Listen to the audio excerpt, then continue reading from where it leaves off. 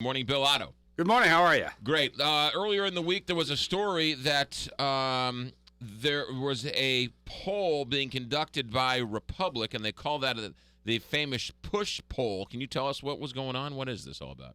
Well, apparently Republic has decided that in the best interest of its own customers around here, that they go around the state and ask them what their opinion is on the Westlake landfill and whether or not the radioactive material should be moved. And so the reports were that there are people in Springfield being called saying, hey, you don't want that stuff moved and you don't want that stuff put in your neighborhood, so you'd rather keep it there.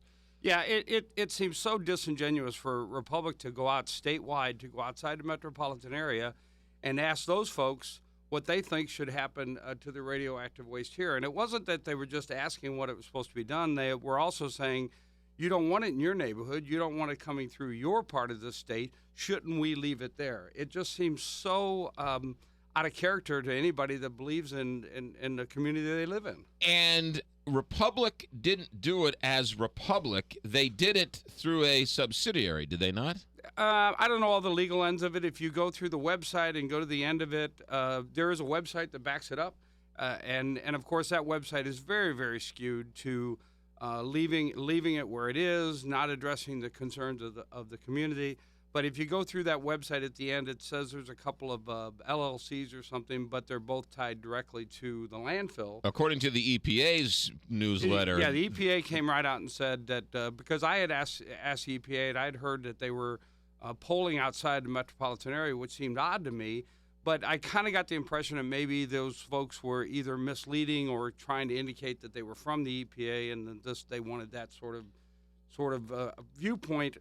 Clearly, it was not. All right. So where are we now with this thing? I'm getting now stopped in the street. People are now coming up to me who don't live in Bridgeton saying, what can we do? What's the next step? How do we get involved? How do we solve this? Well, the one thing you say, it's clearly not just a Bridgeton. It's not a very small area. This affects the entire metropolitan area, and it's something that needs to be done for the safety, not just of the area around the landfill, but the entire metropolitan area. One of the things that happened this week, and is very, very important, is that Chris Koster, Attorney General, who has sued Republic to keep them within the ordinances that keep them from the odor complaints, the problems that they're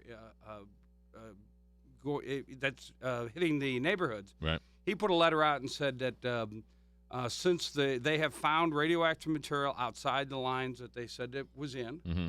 and that it may be time for the EPA to take the entire site over and get done with the work that needs to be done. The state can't get involved. They don't have the expertise to move radioactive waste, to do anything. That has to be within the federal guidelines. Right. And so the Attorney General came right out and said, you're finding it outside the areas you said it was going to be in. You need to build this trench. You need to protect the neighborhood. But maybe more importantly, you need to get in there and take the entire site over and get this done. Okay. So who did he send this letter to? It was to Carl Brooks, regional administrator for Region 7 of the EPA. Okay. So can the EPA just arbitrarily say, good idea, Attorney General Koster, let's do it? Or does it have to have an act of Congress? Does Obama have to sign off on it?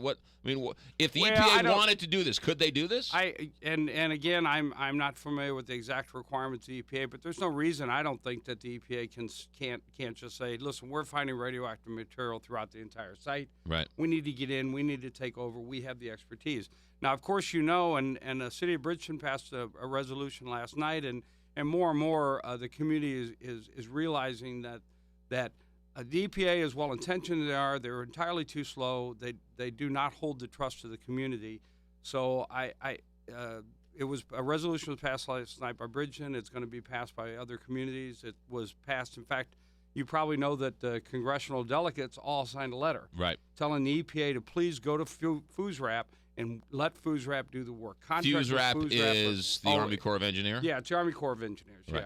Yeah. Yes. Okay, so they sent that letter to the EPA, and is the EPA going to then get out of the way and let the Army Corps of Engineers deal with this? Yeah, I guess that's a question for the EPA. That is the big question. Yeah, absolutely. And I hope that I hope that they get the message here that they understand that no matter what the EPA does, the community simply doesn't trust them right now. Right. And for good for good or for bad. It doesn't really matter. They need somebody. FUSRAP, the Army Corps of Engineers, has been in St. Louis for quite a while working on the radioactive waste that's up north. And I just think it's a good idea for them to come in. They have the expertise. They have the people here. The EPA has never done anything in the metropolitan area, even the big mound in Weldon Springs. That was done by the Department of Energy. Right. So rather than continue this angst that's going on, the EPA just needs a contract or do something with FUSRAP. But that's what's so confusing and so frustrating for so many people. It's been done. This same nuclear waste was entombed in Weldon Spring. And the same stuff is now deposited 2 or 3 different places down the line in Bridgeton next to a burning landfill. So if it was good enough to entomb or bad enough to entomb in Weldon Springs, not next to a fire, why is this different where it doesn't have to be? And your guess to some extent is as good as mine. I don't understand why the EPA has never let this go, or why the Army Corps of Engineers has been able to get to some of the radioactive waste in the rest of the metropolitan area and not touch us. This has been there for years.